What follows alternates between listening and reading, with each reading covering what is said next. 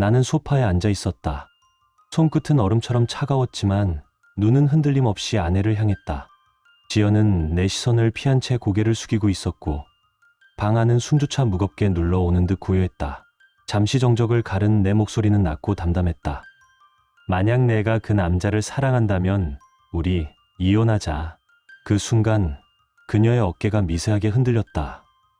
마치 가벼운 질문처럼 들렸겠지만 사실 그것은 나의 전부를 건 선언이었다. 나는 표정 하나 변하지 않았지만 속에서는 심장이 불길처럼 요동치고 있었다. 지연은 고개를 들었다가 다시 떨구더니 작게 그러나 분명히 끄덕였다. 그 짧은 움직임이 내 안에서 오래된 모든 것을 부수어버렸다. 믿음, 시간, 기억, 그리고 함께 쌓아온 삶까지. 나는 그제야 깨달았다. 감정으로는 아무것도 되돌릴 수 없다는 것을. 고통과 분노를 넘어선 자리에 내가 준비해야 할 건 복수였다. 냉정하고 치밀한 계산, 그리고 시간이 가져다 줄 파멸의 그림자. 그날 밤 나는 다짐했다. 이 싸움은 부부싸움이 아니라 인생 전체를 건 전쟁이라는 것을. 결말은 여러분의 예상을 완전히 뒤엎을지도 모릅니다. 여러분의 생각은 어떠셨나요? 댓글로 꼭 남겨주세요.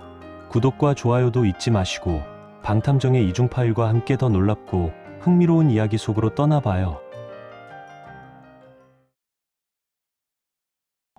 나는 소파에 앉아 있었다.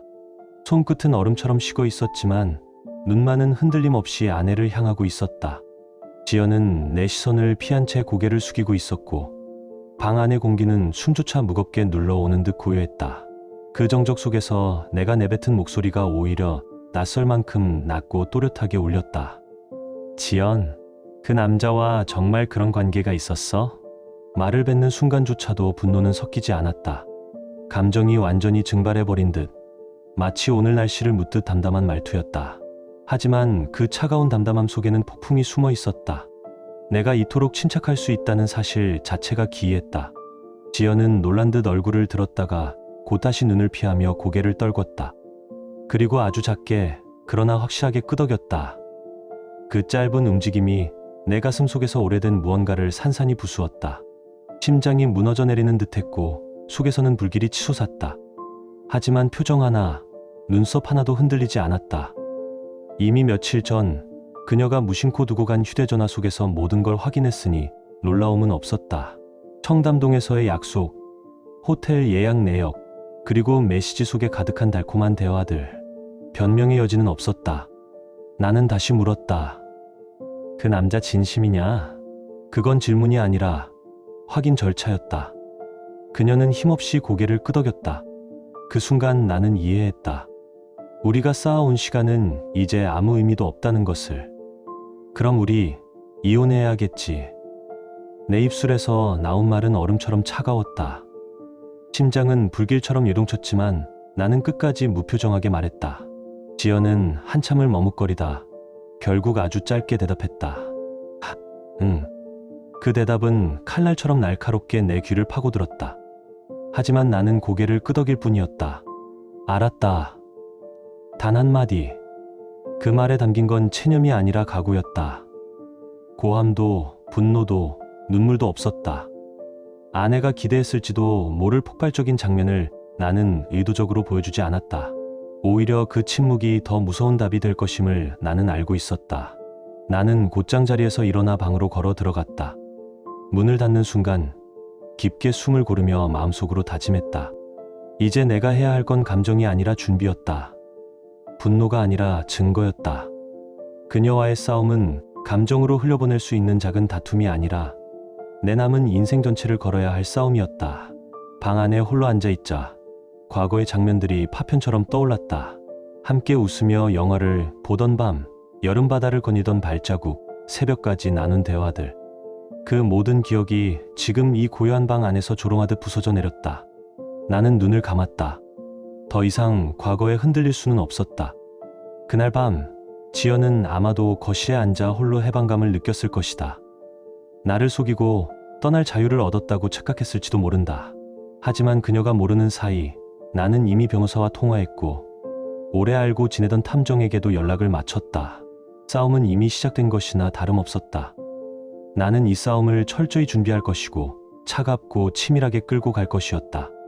다음 날 아침, 지연은 평소처럼 부엌으로 들어왔다. 좋은 아침이야. 가볍게 내뱉는 목소리에는 묘한 들뜸이 섞여 있었다. 마치 앞으로 펼쳐질 삶에 대한 기대가 숨겨져 있는 듯했다. 나는 잠시 그녀를 바라보다가 차갑게 눈길을 돌렸다. 그리고 식탁 위에 놓인 종이를 가리키며 낮고 단단하게 말했다. 거기 써놔. 그 한마디가 방 안의 공기를 다시 얼려버렸다. 이제 이 싸움은 시작에 불과했다. 테이블 위엔 이혼 서류가 놓여 있었다. 이미 내 이름은 또렷하게 적혀 있었다. 전날 밤 변호사가 준비해준 양식이었다. 그 종이 한 장이 지난 8년의 결혼을 정리하는 서막이 될 줄은 결혼식 날에는 상상도 하지 못했다. 지연은 잠시 얼어붙은 듯 서류를 들여다보다가 이내 억지로 미소를 지었다. 오래 기다려 온 자유를 손에 쥔 사람처럼 해방의 선물을 받은 얼굴이었다. 나는 그 표정을 바라보며 마음속으로 다짐했다. 이제 판은 내가 쥐고 있었다. 그녀는 아직 몰랐지만 모든 건 이미 내 계산 속에서 굴러가고 있었다. 나는 불필요한 말 한마디도 남기지 않았다. 가방을 들어 올리며 현관문을 열었을 때 등 뒤로 남겨진 정적만이 길게 이어졌다. 그녀가 무엇을 느끼든 내겐 더 이상 상관없는 일이었다.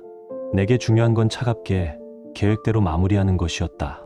저녁 무렵 집으로 돌아오자 지연은 식탁 위에 서류를 올려놓았다. 다 작성했어. 그녀의 목소리는 놀라울 정도로 가벼웠다. 나는 천천히 서류를 넘기며 확인한 뒤 아무렇지 않다는 듯 포켓에 넣었다. 내일 바로 제출하겠다. 넌 언제 집을 나갈 거지? 내 말투는 마치 거래의 조건을 확인하는 것처럼 건조했다. 지연은 망설임도 없이 답했다. 일주일 안에 나갈게. 나는 고개를 끄덕이며 짧게 말했다. 그래. 그럼 그렇게 해라. 방으로 들어서며 느낀 건 놀라울 만큼의 무심함이었다. 8년의 결혼이 끝났는데도 내 가슴 속에서는 허무나 슬픔조차 남아있지 않았다. 그날 밤 나는 그녀가 방 안에서 휴대폰을 움켜쥔 채 전화를 걸고 있는 것을 알 수 있었다. 병 너머로 스며든 목소리, 떨리는 숨결. 현우랑 헤어지기로 했어. 이혼 서류도 다 작성했어. 그리고 곧 들려온 남자의 들뜬 웃음. 정말이야? 이제 우리 함께 할 수 있겠네. 나는 그 대화를 들으며 손을 포갠 채 눈을 감았다. 눈꺼풀 안쪽이 뜨겁게 타올랐지만 입가에는 오히려 웃음이 번졌다. 내 예상대로였다.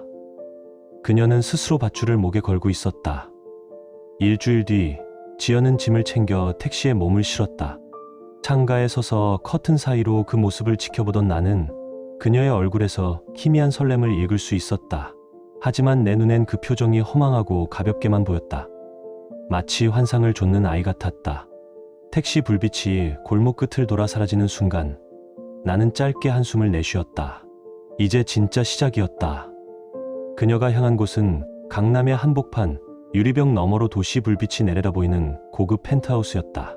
스문의 시간, 경비가 서 있는 돈과 권력이 상징처럼 서려 있는 공간. 재훈이 미리 준비해둔 자리였다. 지연은 그의 품에 안겨 들어가며 숨을 고르듯 속삭였다. 여기가 내 새로운 집이야? 정말 멋지다. 그녀의 눈빛은 반짝였고 사진 속 미소는 흡사 세상을 다 가진 듯했다. 나는 그 순간을 직접 보지는 못했지만 탐정이 보내온 보고서와 사진에는 모든 것이 기록돼 있었다. 지연이 마침내 원하던 새로운 세상에 발을 들여놓았다는 사실. 그러나 나는 알았다. 그 화려한 문턱을 넘는 순간부터 그녀의 추락은 이미 시작됐다는 것을. 며칠 뒤 신문과 온라인 기사에서도 그들의 이름이 오르내리기 시작했다. 대형 건설사 J건설, 대표 재훈의 화려한 사생활이라는 제목과 함께 펜트하우스에 드나드는 지연의 뒷모습까지 사진으로 담겨 있었다. 사람들은 댓글에서 혀를 찼다. 역시 돈이 있으면 뭐든 가능하지. 가정을 버리고 선택한 게 저거라니. 나는 그 댓글들을 읽으며 묘한 씁쓸한 웃음을 지었다. 그녀는 자신이 새로운 세상에 들어섰다고 믿었겠지만 세상은 이미 냉정하게 그녀를 평가하고 있었다. 그리고 한 달쯤 지났을 때 사건은 터졌다. 그날 오후 사무실에서 서류를 정리하다가 우연히 켜진 TV 화면에 낯익은 얼굴이 잡혔다. 앵커의 목소리가 무겁게 이어졌다. 국내 대형 건설사 J건설 대표이사 재훈 회장이 성추행 및 성폭행 혐의로 검찰 수사를 받고 있습니다. 손에 쥐고 있던 펜이 바닥으로 떨어졌다. 하지만 나는 곧 호흡을 고르고 느릿하게 웃음을 흘렸다. 결국 올게 온 것이다. 화면은 곧 전환되었다. 재훈의 얼굴 사진이 크게 잡히고 그 아래로 피해 여성들의 증언 자막이 이어졌다. 모델 지망생, 신인 배우, 회사 직원들. 업무 미팅이라 속이고 호텔로 끌려갔습니다. 거부하자 업계에서 매장하겠다고 협박했습니다. 나는 리모컨을 움켜쥔 채 묵묵히 화면을 바라봤다. 차가운 활자가 흘러나올 때마다 내 안에 오래 눌러왔던 분노가 조금씩 녹아내렸다. 며칠 뒤 법정에서 상황은 더욱 명확해졌다. 변호사가 준비한 증거들이 하나둘 공개되었다. 법정 안 스피커에서 흘러나온 그의 목소리. 다음 계약이 필요하면 내 말대로 해. 싫으면 꺼져. 순간 방청석에서 술렁임이 일었다. 이어진 CCTV 영상에는 여자의 팔을 억지로 잡아당기는 재훈의 모습이 선명히 찍혀 있었다. 그는 얼굴을 감췄지만 카메라는 모든 걸 담아냈다. 그가 내세우던 변명은 산산이 부서졌다. 재판부는 피해자 8명에게 거액의 위자료를 지급하라고 판결했고 회사에도 손해배상을 명령했다. 언론은 건설 재벌의 몰락이라는 제목으로 연일 보도했고 협력사들은 계약을 끊었다. 직원들조차 줄줄이 회사를 떠났다. 탐정이 보낸 보고서에는 더 적나라한 내용이 담겨 있었다. 은행은 대출금을 회수했고 펜트하우스의 가구와 자동차, 명품들까지 압류가 시작됐다. 결국 제2건설은 공식적으로 파산을 선언했다. 채무 보증인으로 서 있던 재훈은 개인 자산까지 빼앗겼다. 보고서의 마지막 문장은 차갑게 정리돼 있었다. 재훈은 이제 빈손입니다. 그러나 그 문장 뒤에는 덧붙여진 추석이 있었다. 압류 과정에서 경비원들과 직원들이 등을 돌리며 집을 빠져나갔다는 기록. 남겨진 펜트하우스는 커튼조차 뜯겨 나간 채 텅 비어 있었다. 탐정의 사진 속에서 재훈은 거대한 거실 한가운데 앉아 허공을 바라보고 있었다. 값비싼 샹들리에가 여전히 천장에 매달려 있었지만 전등은 꺼진 채로 차갑게 흔들릴 뿐이었다. 거리의 여론도 차갑게 변했다. 불과 몇 달 전만 해도 언론의 성공한 경영인으로 소개되던 그의 이름은 이제 범죄자, 추악한 권력자라는 꼬리표와 함께 기사 제목에 올랐다. 주식 투자자들은 거리에 나와 분노를 외쳤고 제2건설의 노조는 사옥 앞에 모여 피켓을 흔들었다. 우리를 버린 건 회사가 아니라 바로 그 인간이었다. 그 소리는 뉴스 화면을 넘어 도시 전역에 메아리 쳤다. 법정에서의 재훈은 달라진 게 없었다. 변호사의 곁에 앉아 얼굴을 가리고 있었지만 간혹 고개를 들 때마다 여전히 교만한 기색이 남아 있었다. 그러나 증거가 하나씩 공개될 때마다 그의 어깨가 조금씩 무너져 내렸다. 특히 피해 여성의 울음 섞인 증언이 이어질 때 방청석의 모든 시선이 그에게 향했다. 그 순간조차 그는 눈을 감고 고개를 돌렸을 뿐 어떤 사과도 하지 않았다. 나는 신문 기사를 스크랩해 책상 한쪽에 쌓아두었다. 재훈의 이름 옆에 붙은 단어들이 시간이 지날수록 달라졌다. 그의 이름 옆에 붙은 호칭은 처음엔 유능한 CEO였지만 곧 혐의자로 바뀌었고 이어서 피고인으로 불리더니 끝내는 파산자라는 낙인이 찍혔다. 이 변화가 내 눈앞에서 활자로 기록되는 걸 보는 것만으로도 지난 8년의 고통이 서서히 치유되는 듯했다. 밤이 되자 휴대폰으로 알림이 쏟아졌다. 경제 전문 채널, 주식 투자 커뮤니티, 심지어 정치 토론 프로그램까지 재훈의 몰락을 다루고 있었다. 어떤 이는 그를 교훈적인 사례라 불렀고 또 어떤 이는 돈과 권력을 맹신한 자의 끝이라고 조롱했다. 나는 화면을 끄고 창가에 섰다. 비에 젖은 도시 불빛이 번져 보였다. 그 속에서 나는 조용히 속삭였다. 모래성은 결국 무너지는 법이지. 그리고 내 시선은 자연스레 지연으로 향했다. 화려한 펜트하우스를 자랑하던 그녀. 이제 곧 그 문턱이 무너져 내릴 때 함께 깔려 들어갈 게 분명했다. 나는 아직 아무 말도 하지 않았지만 모든 건 이미 내 예상대로 굴러가고 있었다. 그 소식은 곧 기사와 온라인 댓글로 이어졌다. 돈으로 세상을 산다더니 결국 이렇게 무너지네. 그 곁에 붙어있던 여자도 무사하지 못하겠지. 나는 모니터를 스크롤하며 씁쓸한 웃음을 지었다. 세상은 이미 그들을 철저히 심판하고 있었다. 며칠 후 지연이 머물던 아파트에도 변화가 찾아왔다. 옷장은 텅 비었고 서류 가방도 사라졌다. 주방 카운터에는 짧은 메모 한 장이 남아 있었다. 이달 안에 집을 비워줘. 더 이상 함께할 수 없다. 재우는 흔적도 남기지 않고 사라졌다. 계좌는 동결됐고 전화는 끊겼으며 그를 아는 사람조차 행방을 모른다고 했다. 지연에게 남은 건 몇만 원짜리 지갑과 정지된 카드뿐이었다. 나는 창가에 서서 보고서를 내려다보다가 느릿하게 웃음을 흘렸다. 내 아내가 선택한 세계의 끝은 결국 내가 예견한 그대로였다. 그녀가 나를 버리고 붙잡은 남자는 스스로 무너졌고 그 무너짐에 그녀도 함께 깔려 들어갔다. 그 장면을 확인하는 것만으로도 지난 세월의 분노가 차갑게 풀려나갔다. 그리고 며칠 뒤 마침내 예상했던 전화가 걸려왔다. 휴대폰 화면에 뜬 번호는 낯설지 않았다. 망설임 끝에 눌렀을 그녀의 손끝이 눈앞에 그려지는 듯했다. 여보세요. 수화기 너머에서 들려온 목소리는 떨리고 있었다. 현우 나야. 지연이. 나는 눈을 감고 천천히 숨을 고른 뒤 낮고 단단한 목소리로 대답했다. 그래, 지연. 무슨 일이야? 내 말투엔 놀람도 분노도 없었다. 오히려 오래 준비해 온 순간을 마주한 사람의 차분함만이 담겨 있었다. 지금 집에 가도 될까? 숨을 죽인 듯한 목소리가 이어졌다. 나는 잠시 침묵하다가 피식 웃으며 물었다. 재훈한테 버림받은 거냐? 수화기 너머로 짧은 숨소리가 새어나왔다. 어떻게 그걸 알아? 나는 창밖의 어둠을 바라보며 낮게 대답했다. 너라면 당연히 그렇게 될 줄 알았다. 그 남자 이미 끝난 지 오래야. 곧 이어진 그녀의 목소리는 울먹임으로 가득했다. 재훈이 어떻게 돌려냈는지, 어떻게 비열하게 등을 돌렸는지를 토로했다. 하지만 그 하소연조차 나에겐 변명처럼 들렸다. 나는 냉소 섞인 웃음을 흘리며 단호히 잘라냈다. 다 알고 있었어. 사실 난 이 순간을 기다려왔다. 기다렸다니 무슨 뜻이야? 지연의 목소리는 당황과 두려움이 뒤섞여 있었다. 나는 천천히 그러나 확실하게 말했다. 내가 불륜을 저지른 날 내 휴대폰에서 그 메시지를 봤을 때 머리가 하얘졌지. 그 순간 날카로운 분노가 치밀어 올랐지만 곧 깨달았다.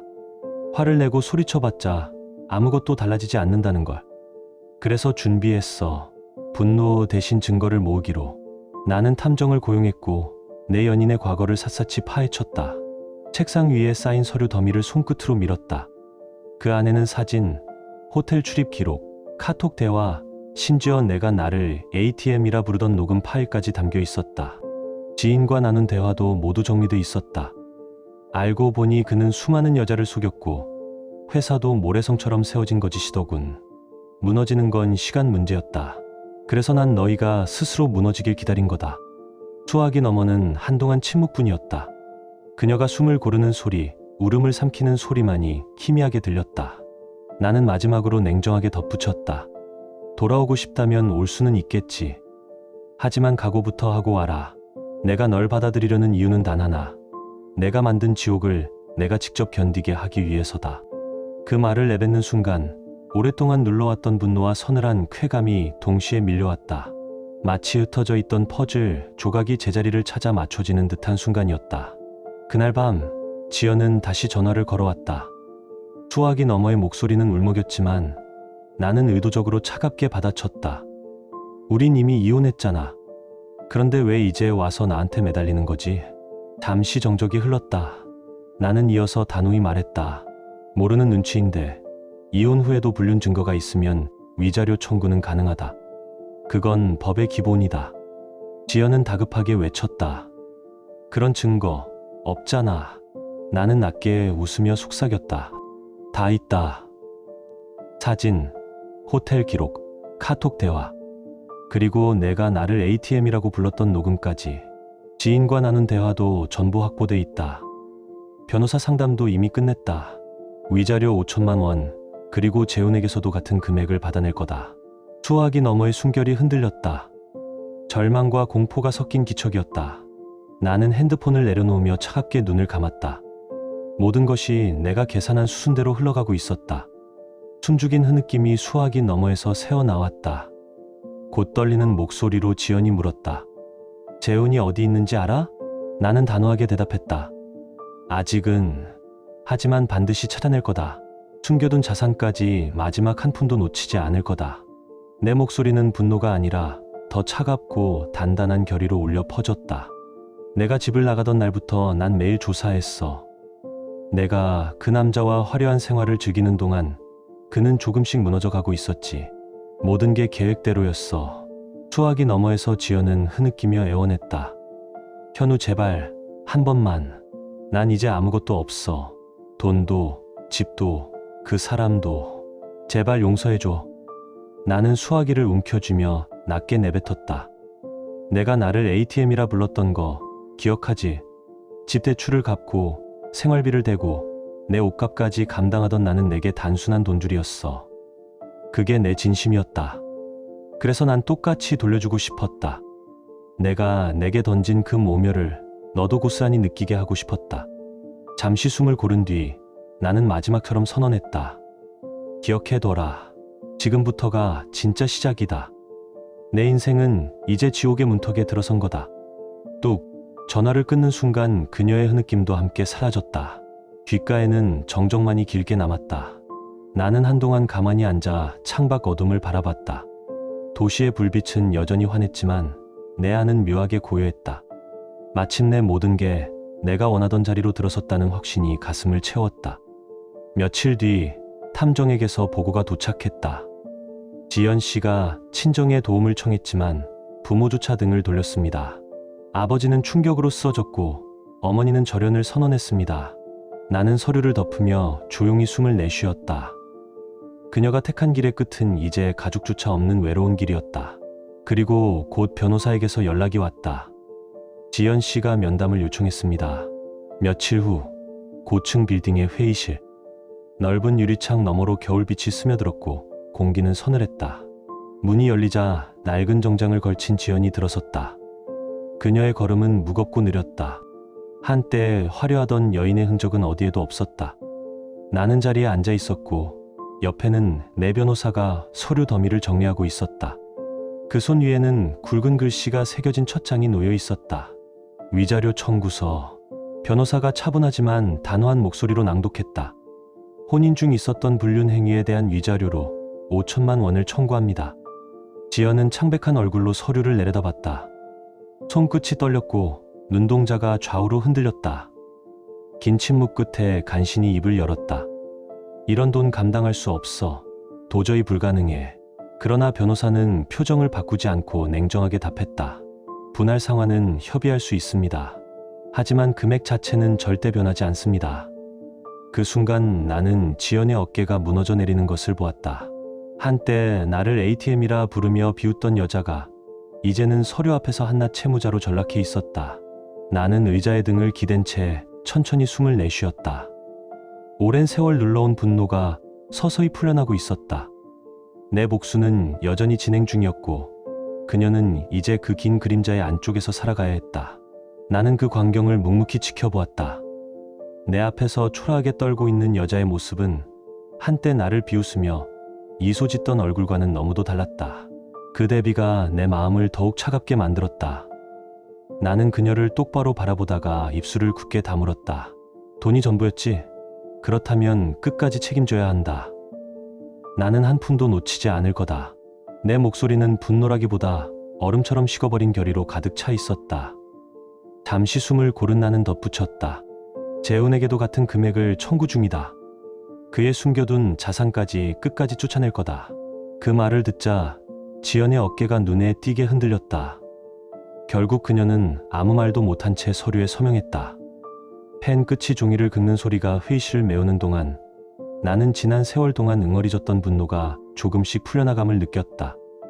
회의실을 나서는 그녀의 뒷모습은 무너져 내린 그림자 같았다. 나는 창밖 빌딩 숲을 내려다보며 중얼거렸다. 내가 나를 ATM이라 불렀던 그날 이미 답은 정해져 있었어. 며칠 후 변호사로부터 연락이 왔다. 재훈이 숨겨둔 자산이 드러났습니다. 위자료는 일시금으로 지급됐고 추가로 사기 파산 혐의까지 받고 있습니다. 나는 서류를 덮으며 고개를 끄덕였다. 예상했던 결말이었다. 그러나 지연의 상황은 달랐다. 그녀는 매달 수백만 원에 달하는 위자료를 분할로 갚아야 했지만 어디서도 마련할 길이 없었다. 탐정의 보고서에는 그녀가 전단지를 움켜쥔 채 서성이다가 끝내 유흥업소에 몸을 맡겼다는 기록이 적혀 있었다. 나는 보고서를 내려놓고 한동안 눈을 감았다. 한때 나를 ATM이라 비웃던 여자가 이제는 생존을 위해 낯선 남자들 앞에서 웃음을 팔아야 한다니. 잔혹하지만 부정할 수 없는 정이었다. 보고서 끝에는 사진 한 장이 첨부돼 있었다. 카메라 속 지연은 더 이상 내가 알던 화려한 청담동의 여자가 아니었다. 희끗희끗한 머리카락, 수척해진 얼굴, 공허하게 가라앉은 눈빛. 나는 그 사진을 한참 바라보다가 천천히 접어 서랍 속 깊숙이 넣었다. 보고서에는 더 많은 세부 사항이 이어졌다. 지연은 새벽마다 화장품으로 지친 얼굴을 가리고 싸구려 향수를 뿌린 채 좁고 어두운 골목의 업소로 발걸음을 옮겼다. 거기서 그녀를 기다리는 건 그녀가 한때 경멸하던 사람들의 시선이었다. 거친 손길과 술에 절은 목소리들, 그리고 돈 몇 장으로 그녀를 평가하는 냉정한 눈빛. 그녀는 매번 웃음을 지으려 했지만 그 웃음 뒤로는 깊은 절망이 드리워져 있었다. 나는 차가운 창가에 서서 오래전의 기억을 떠올렸다. 지연은 과거 내게 말했다. 현우, 당신은 그저 ATM이야. 나는 더 큰 세상을 원해. 그 말이 내 가슴을 갈갈이 찢었지만 동시에 오늘의 결말을 만들어 낸 씨앗이 되었다. 그리고 이제 그 큰 세상을 향해 달려갔던 그녀가 가장 좁고 추한 방에 갇혀 있다는 사실이 아이러니하게도 모든 균형을 맞추고 있었다. 탐정은 마지막으로 짧게 덧붙였다. 그녀는 최근 건강도 급격히 나빠지고 있습니다. 병원에 가야 할 정도지만 의료비를 감당할 돈조차 없는 듯합니다. 나는 그 문장을 반복해 읽다가 서류를 덮었다. 이제는 연민도 미움도 아닌 설명할 수 없는 공허함만이 남아 있었다. 나는 회의실로 향하기 위해 양복 재킷을 걸쳤다. 오늘은 대기업과의 중요한 계약을 맺는 날이었다. 거울 속에 나는 과거와 달리 눈빛이 단단했고 옆에는 새 아내의 수연이 함께 서 있었다. 그녀는 조용히 미소 지으며 내 넥타이를 고쳐주었다. 당신, 이제는 정말 강해졌네요. 나는 대답 대신 그녀의 손을 꼭 잡았다. 그 순간 머릿속을 스친 장면은 지연이 아닌 수연의 모습이었다. 소박한 미소, 진심 어린 눈빛. 나는 다시 한번 깨달았다. 내가 잃었던 것은 단순한 아내가 아니었다. 나를 가장 깊이 배신했던 사람이 사라지고 나서야 비로소 진정한 동반자가 내 곁에 찾아왔다는 것을. 밤이 되어 사무실 창밖을 바라보았다. 비가 다시 내리고 있었다. 도시의 불빛이 빗방울에 부딪혀 번져 나가고 그 속에서 나는 고요히 중얼거렸다. 정의는 결국 돌아오는 법이지. 어딘가에서는 지연이 술 취한 손님 앞에서 억지 미소를 지으며 잔을 채우고 있을 것이다. 또 어딘가에서는 재훈이 무거운 철근을 나르며 땀과 먼지에 절어 있을 것이다. 그리고 나는 따뜻한 집으로 돌아가 새로운 아내와 저녁 식탁을 함께 할 것이다. 이 모든 대비가 너무도 분명했다. 나는 창문을 닫고 불을 껐다. 그리고 마음속으로 마지막 한마디를 던졌다. 이제 과거는 끝났다. 남은 건 내가 선택한 새로운 길뿐이다. 그 무렵 잡지 한 권이 눈에 들어왔다. 표지에는 선명한 제목이 새겨져 있었다. 성공한 CEO 인터뷰 위기 극복과 제도약의 비결. 밝게 웃는 내 얼굴 옆에는 새로 재혼한 아내와 함께 찍은 사진이 게재돼 있었다. 나는 기사를 읽으며 조용히 숨을 고르고 창밖을 바라봤다. 모든 게 제자리를 찾은 듯했다. 그녀의 이름은 수연이었다. 나는 몇 년 전 회복을 위해 다니던 독서 모임에서 그녀를 처음 만났다. 검소한 원피스 차림에 목소리는 차분했지만 또렷했다. 처음엔 그저 책을 좋아하는 평범한 사람으로만 생각했다. 하지만 시간이 지날수록 그녀의 태도와 눈빛이 남달랐다. 누군가의 말을 들을 때 끝까지 귀 기울이고 의견이 다를 때도 상대를 깎아내리지 않고 설득하는 법을 알고 있었다. 그 시절 나는 아직 마음 깊숙이 상처와 분노를 품고 있었다. 겉으로는 회사를 재건하며 바쁘게 움직였지만 속으로는 불신과 의심이 늘 따라다녔다. 그러나 수연은 그런 나를 서두르지 않고 있는 그대로 받아주었다. 힘들 땐 굳이 설명하지 않아도 돼요. 그냥 옆에 있을게요. 그녀가 그렇게 말했을 때 나는 처음으로 이 사람이라면 믿어도 되지 않을까 하는 생각이 스쳤다. 우리는 서서히 가까워졌다. 서류와 숫자에 파묻힌 날이면 그녀는 손수도시락을 쌓아와 내 책상 위에 두었다. 화려한 레스토랑 대신 따뜻한 국물과 단정하게 담긴 반찬. 그 소박한 정성이 내 안의 텅 빈 구석을 채워주었다. 나는 그런 그녀의 모습에서 오래전에 잊어버린 안도감을 느꼈다. 지연과 함께였을 때 웃음은 늘 계산 뒤에 따라왔다. 무엇을 얻기 위해 웃는지, 무엇을 숨기기 위해 미소 짓는지 알 수 있었다. 하지만 수연의 웃음에는 꾸밈이 없었다. 책장을 넘기며 길가의 카페에서 커피를 마시며 심지어는 퇴근길 지하철 안에서도 그녀는 세상에서 가장 편안한 웃음을 지을 줄 아는 사람이었다. 나는 몇 번이나 스스로를 시험했다. 다시 누군가와 가정을 꾸려도 괜찮을까? 다시 상처받는다면 견딜 수 있을까? 그러나 그녀는 기다려 주었다. 서두르지 않았고 나를 압박하지도 않았다. 그저 곁에서 묵묵히 함께 걸어주었다. 그 인내가 결국 나를 움직였다. 재혼을 결심한 날 나는 그녀에게 말했다. 내게는 어두운 과거가 있어.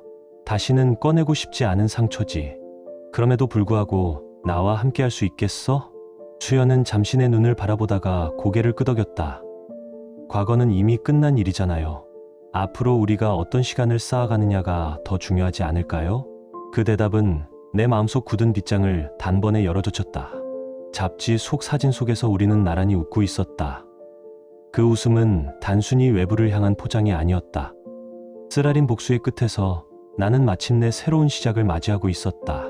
그리고 그 시작 옆에는 거짓 없는 사람, 수연이 있었다. 반면 뉴스에서는 여전히 재혼의 이름이 오르내렸다.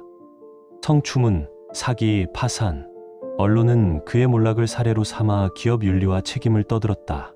몇 주 뒤 예전거래처 직원으로부터 직접 들을 수 있었다. 그 사람, 지금은 공장에서 일용직으로 겨우 버틴답니다. 나는 눈을 감고 고개를 끄덕였다. 끝내 스스로 무너진 두 사람. 그리고 나는 차갑게 웃을 수 있었다. 지연은 캄캄한 고시원과 캡슐호텔을 떠돌며 매달 이어지는 위자료 납입에 허덕이고 있었다. 재우는 하루 벌어 하루를 이어가는 노동자가 되어 있었다. 그들이 그렇게 간절히 붙잡으려 했던 화려한 세상은 결국 그들 스스로의 탐욕에 짓눌려 산산조각 나버렸다. 창밖으로 가을비가 내리고 있었다. 한때 지연과 함께 보던 영화, 여름휴가로 찾았던 바다. 그 웃음소리가 잠시 스쳤다.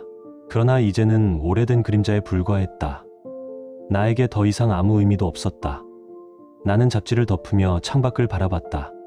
과거는 끝났고 나는 마침내 내 삶을 되찾았다. 그리고 이번에는 혼자가 아니었다. 곁에는 새 아내 수연이 있었다. 그녀는 화려한 보석보다 값비싼 옷보다 나를 다시 사람답게 만들어준 단단한 빛이었다. 나는 조용히 속으로 되뇌었다. 지연, 내가 나를 ATM이라 불렀던 그날부터 이 결말은 이미 정해져 있었어. 그리고 지금 나는 그 빚을 다 갚고 새로운 길을 걷는다. 창밖 빗줄기 너머로 새로운 시간이 열리고 있었다. 나는 그 빛을 향해 천천히 그러나 확실히 걸어가고 있었다. 지금 당신의 마음은 어떤가요? 이야기를 읽으며 떠오른 감정이나 생각이 있다면 댓글로 나눠주세요. 당신의 진심 어린 한마디가 누군가에겐 큰 위로가 될 수 있습니다. 이 짧은 이야기 속에 작은 온기나 잊고 지낸 감정 하나라도 담겨 있었다면 그것만으로 이 이야기는 충분히 의미 있는 시간이었을 거예요. 좋아요와 구독 그리고 공유는 이런 따뜻한 이야기가 더 많은 사람의 하루에 조용히 스며들 수 있는 힘이 됩니다. 함께 해주셔서 고맙습니다. 당신의 하루에도 조용한 평안과 따뜻한 사람이 함께하길 진심으로 바랍니다.